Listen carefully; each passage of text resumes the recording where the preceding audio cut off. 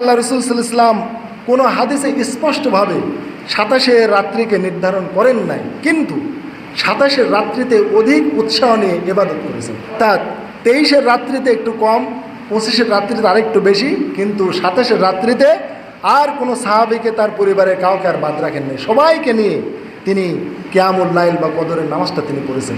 আবু যার গিফারি বলেন, সুম্মা কুমনা মাহু লাইলাতা সাবু আইশরিন হাত্তা আসবাহা।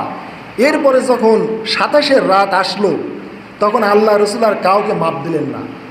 এই 27 রাত্রিতে আমরা সকল সাহাবী, এমনকি ওয়া দা আহালাহু, আল্লাহ রসুল তার আহালকে ডেকে নিয়ে আসলেন, ওয়া নিসাহু, তার স্ত্রীদেরকেও টেনে নিয়ে আসলেন, কাউকে মাপ দেননি। 27 রাত্রিতে সাহাবায়ে কেরাম, আল্লাহ রসুলের পরিবারের সদস্য এবং তার স্ত্রীগণকে তিনি নামাজের জন্য নিয়ে আসলেন। ফাকমা বিনা হাত্তা তাকাওয়া আফলাহ, এমনকি তিনি আমাদের নিয়ে এত দীর্ঘ সময় সেই 27 রাত্রিতে তিনি কিয়ামুল লাইল বা কদরের নামাজ পড়লেন যে আমাদের একেবারে সকাল হয়ে গেল। এমনকি মনে করলাম যে মনে হয় আজকে আর আমাদের সাহারি নসিবে জুটবে না, সাহারি মনে হয় খেতেই পারবো না, ফজরের নামাজের সময় হয়ে যাবে।